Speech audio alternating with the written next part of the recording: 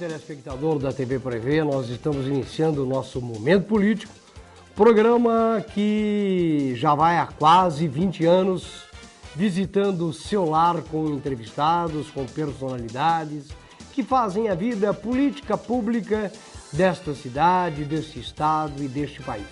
E hoje, nós que nos aproximamos das eleições presidenciais no seu segundo turno, temos a honra de trazer neste programa, uma vez mais, com muita alegria, o nosso convidado, o jornalista, o radialista Franco Júnior, da FM 96, que nos orgulha em ter aceito este convite para participar desta programação. Franco, é uma alegria tê-lo aqui, você que é meu amigo, meu conhecido de tantos e tantos anos e que labuta nas lides diárias do jornalismo, do radiojornalismo desta cidade há muitos anos. O Franco que teve uma incursão pelo rádio marilhense e depois retornou a Bauru e hoje tem a satisfação de me dar esta alegria, de me proporcionar como meu convidado do Momento Político. Seja bem-vindo. Muito obrigado, Samuel. Muito obrigado a você que está aí acompanhando o momento. Eu sou um telespectador diário, da programação da TV Prevê. E é sempre muito gostoso poder hoje estar aqui e não aí acompanhando esse momento. Obrigado pelo convite. Franco, você tem quantos anos de atividade de labuta diária na imprensa dessa cidade e deste país? 22 anos de atuação. Eu comecei muito novo. Aliás, esses dias recordando, não recomendo isso a ninguém, mas eu comecei muito antes de ter o registro, E na Auriverde, na época, mas já indo para 22 anos.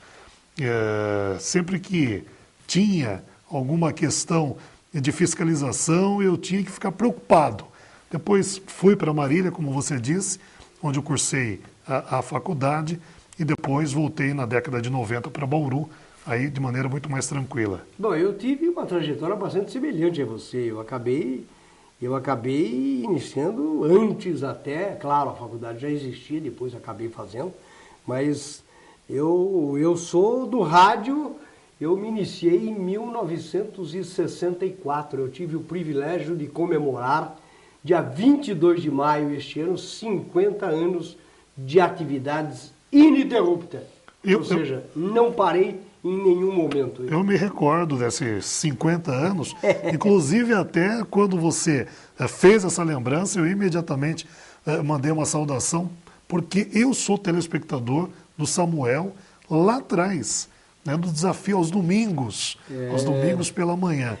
Fiquei na Record durante 27 anos, aliás, onde deixei todos os amigos. E outro dia veio um jornalista daqui de Bauru que trabalha na Record. Aí ele falou assim, seu nome está lá na placa. Na placa, nos livros do Milton Neves, vários livros do Milton cita. Aí eu falei também, mas em compensação eu fui na Record há mais ou menos uns 8 ou 10 anos. Eu estive lá, fui buscar um documento, alguma coisa que eu precisei. E você acredita que não tinha ninguém da minha época? Todo mundo quem novo, tinha morrido, tinha parado, ou seja, encontrei até filhos de gente que trabalhou comigo na época. Mas aqui eu era um dos mais jovens, eu tive o privilégio de ter trabalhado com gente muito importante. Eu fui levado para a televisão por Raul Tabajara, um ícone do jornalismo brasileiro. Raul Tabajara, para mim, foi o melhor narrador esportivo de televisão que eu conheci e que eu trabalhei. Olha, trabalhei com muita gente, hein? E naquela época trabalhei com Hélio Ansaldo, trabalhei com Murilo Antunes Alves, era uma turma da pesada, sabe? Sim. E outro dia veio aqui o Serra e todas as vezes que ele veio a Bauru, eu simplesmente fui como um jornalista e nunca o conversei, E a hora que ele entrou na televisão, pela primeira vez ele veio com muito pouca gente, vieram acho que 4 ou 5 pessoas, ele era candidato a senador e foi eleito. E aí eu disse, Serra, eu me lembro no dia que você chegou para ser o comentarista do Jornal da Tosse, que era um jornal que tinha antigamente na Record. Ao meio-dia? E eu apresentava, era chamada Record em Notícias, eu apresentava o Record nos esportes. Ora, Teleesporte, não me lembro bem. Isso já há muitos anos. E de vez em quando eu substituía o saudoso José Luiz Menegatti na apresentação do Record em Notícias. Algumas vezes eu tive o privilégio de substituí-lo. E o Serra era o comentarista. Aí eu falei, você se lembra daquele jovem que apresentava o telejornal? Ele olhava. Pois é, Serra. E você outro dia me chamou de senhor. Aí que eu falei que ele chamou de senhor. Aí ele falou, você é o Samuel. Lembrou da época? Eu falei assim, eu fiquei velho, você ficou mais.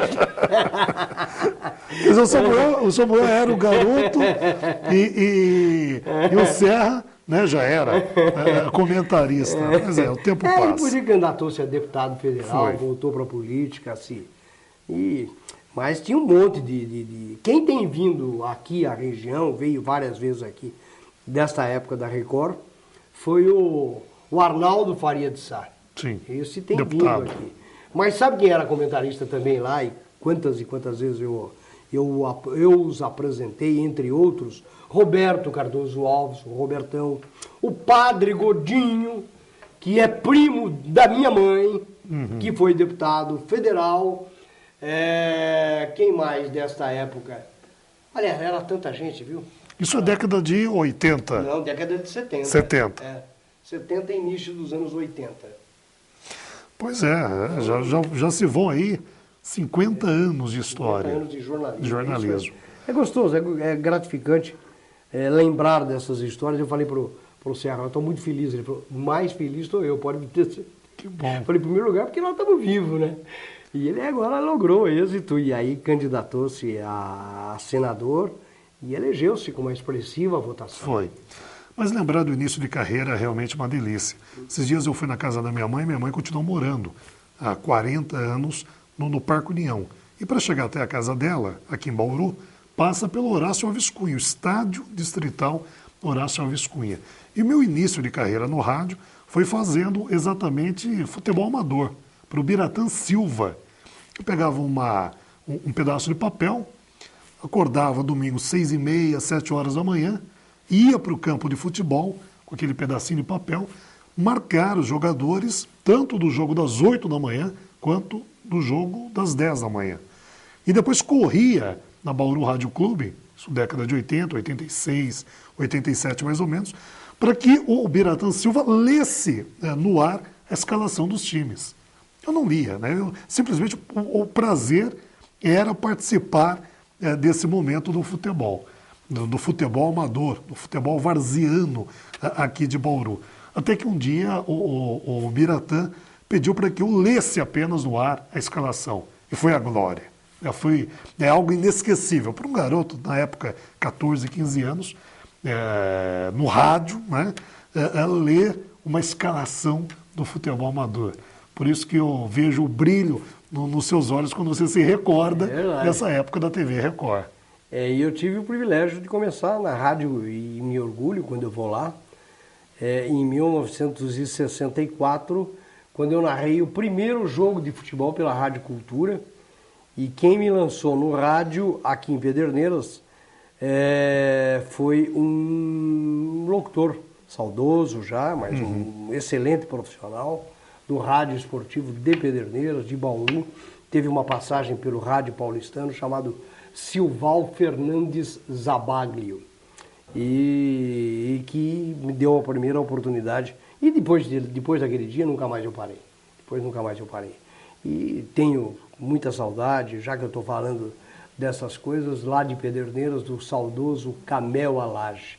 Era o dono da rádio e era uma figura maravilhosa, que marcou época no meu coração, na minha vida pessoal, na minha vida profissional. E hoje a rádio, a AM e a FM são administradas pelos filhos do Camel. Mas, Franco, nós estamos hoje nos antecedendo a um momento importante da vida política deste país. Nós temos aí, no próximo final de semana, uma eleição onde os brasileiros estarão escolhendo para os próximos 4 anos, o mais alto mandatário deste país. Ou o presidente da República que vem aí por uma renovação, que é o Aécio Neves, ou a continuidade da administração da presidente Dilma.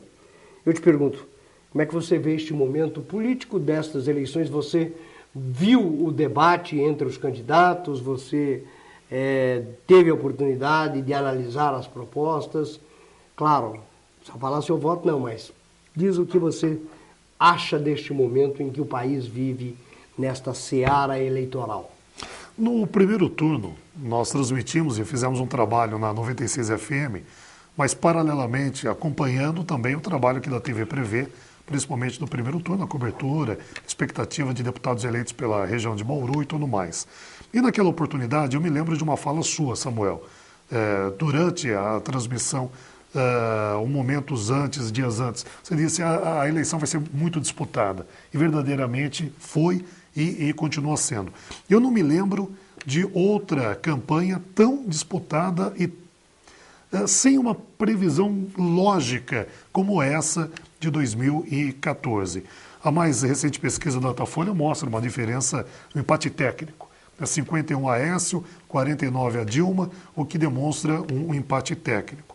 O que também nos faz pensar que o próximo presidente da República, independente de quem seja, pegará um país dividido e vai ter que unir esse país novamente. Se a vencedora for a Dilma, vai ter um trabalho aí para conquistar os eleitores, tanto do Aécio quanto da Marina. Se o vencedor for o Aécio, ele vai ter que realmente cumprir tudo o que está dizendo que vai cumprir, com relação principalmente aos programas sociais, que são os eleitores majoritariamente da presidenta da República, Dilma Rousseff. É fato também que com a eleição já definida no estado de São Paulo, com a reeleição de Geraldo Alckmin para o governo do estado, a campanha presidencial para nós, aqui no estado de São Paulo, acabou esfriando um pouco. Nós estamos aí a poucas horas do segundo turno e nós não vemos uma campanha pesada nas ruas. Até para nós é um pouquinho diferente, porque o próprio Aécio ganhou a eleição em São Paulo e com certeza vai ganhar, porque os números indicam e já deram a vitória no primeiro turno. Então São Paulo está descaracterizada nesta conjuntura, não é? Exato. Você pega a presidenta Dilma reforçando a sua campanha, principalmente em regiões onde a penetração do PSDB e do próprio Aécio é maior, e você vê o Aécio muito preocupado com o Nordeste, onde ele é desconhecido ainda. Tanto é que correu buscar apoios, principalmente em Pernambuco, da família Campos, do falecido Eduardo, e você vê ele trabalhando esses apoios para se tornar um pouco mais conhecido. Agora, você tem razão, Samuel, é uma eleição totalmente indefinida. Eu acredito que a mesma surpresa que muitos tiveram com a ida do Aécio para o segundo turno, numa arrancada final, que para muitos especialistas acabou acontecendo em razão ou em consequência de alguns posicionamentos, tanto do Aécio quanto da presidenta Dilma, nos últimos 3, 4 dias de campanha, eu aposto que essa definição do segundo turno também acontecerá nos últimos dias dessa campanha, não é? E não só nos últimos dias. Muitos eleitores vão para o segundo turno, domingo, para a eleição, para definir no sábado, hora que entrar na cabine. No sábado ou no próprio domingo. É uma eleição mais simples, apenas uma escolha. Então é uma eleição que, infelizmente, né, Samuel, mas é uma eleição que para muitos pode ter uma definição do voto ali no momento. O que eu acho é que, claro, qualquer resultado não será surpresa, mas alguns indicadores, a curva, a sustentação dos candidatos dão algumas credenciais para ambos os candidatos indistintamente. Claro que os apoios, as forças, as repercussões são diferentes. Por exemplo, nós tivemos a eleição em Minas, onde o Aécio foi governador, onde ele está sendo muito atacado, inclusive na mídia, e as informações que chegam lá de Minas é que a situação para o Aécio é extremamente privilegiada hoje. Não vai acontecer aquilo que aconteceu. Por quê? Porque o Pimentel já tinha sido objeto de uma composição e indicação do próprio Aécio quando se tornou um prefeito da cidade, entendeu? Sim. Então, claro que ele botou o Pimenta da Veiga para ser o candidato do partido, que ele é o presidente. Porque tinha que ter. Porque tinha que ter. Mas o relacionamento com o Pimentel dele era de apoio anterior. Tanto é que o Aécio fez 8 anos de governo e elegeu a Anastasia, que se elegeu senador. Sim. Então, o que aconteceu em Minas está na cara que não ia se manter. A Dilma foi no embalo dessas situações, mas é uma coisa óbvia. Entendeu? Uma coisa óbvia. Que o Aécio deve ganhar a eleição em Minas. E não só em Minas. Então, aí já é uma outra eleição, já é um outro fator. E claro que a gente não considera, e as pesquisas não estão dando. Eu tenho familiares em Belo Horizonte, e eles me dizem isso que eu acabo de passar para o telespectador. Desta informação não tenho nenhuma parte-pri para ninguém, e como jornalista sou isento, embora tenha a minha predileção pessoal. Todos nós temos. Esses dias, conversando com um publicitário, especialista em marketing político, inclusive que é seu amigo, Chico Santa Rita, e o Chico dizia o seguinte, e sempre disse, ganhar eleição ganha é fácil, perder eleição perdida também é fácil. O difícil é perder eleição ganha ou ganhar eleição perdida. Essa eleição não está ganha para ninguém. A disputa realmente vai ser aos no 45. Como dizem os locutores de turf, ou seja, ali na foto. Na foto, no detalhe. Agora me preocupa o pós-eleição, bastante. Eu não me recordo de uma eleição onde a divisão foi tão presente como nessa atual. Como depois governar um país que, independente de quem vença, terá problemas o ano que vem, em 2015, como governar um país tão dividido como ficará o Brasil após as eleições no próximo domingo? Me preocupa bastante. Quais serão as ações? Qual será a velocidade dessas ações após a eleição? E são ações, muitas delas, impopulares, que deveriam ter sido já tomadas, não foram, em razão até da campanha, do período eleitoral, mas que terão que ser tomadas após. E mantidas ano que vem. E aí? Os reflexos me preocupam bastante. Esses dias, inclusive, assistindo uma entrevista aqui nesse mesmo espaço, várias pessoas que você fez o bate-papo também demonstraram essa preocupação em relação ao ano que vem. Me preocupa. Porque, na verdade, o país passa por uma situação extremamente delicada. Muito. Nós estamos com um crescimento, isso é preocupante. A inflação voltou esse mês. Fazia tempo que nós não tínhamos o problema da inflação. Mas, por outro lado, com tudo isso, ainda, eu não sei se é esta a expectativa eleitoral, nós não tivemos uma avalanche de desemprego. Entendeu? Então, os empresários estão aí na expectativa do andar da carruagem eleitoral. Mas antes do desemprego, nós não tivemos mais crescimento. Também. Isso é notório. Nós estamos com uma economia similar à quebrada Venezuela. Sim. Que só vive em função da quantidade de petróleo que lá tem. Esses dias indo a um supermercado... E olha, vou dizer uma coisa para você. Não esqueça o que vai dizer. A Venezuela é linda. Eu tive a oportunidade de ir 2 vezes à Venezuela. Numa das vezes eu passei quase 20 dias cobrindo uma macabia na Venezuela. Olha, um país maravilhoso. Sim. Caracas, uma cidade moderna, uma cidade gostosa. Claro, tem as favelas como tem no Rio de Janeiro, naqueles morros, mas de um povo amável, mulheres bonitas.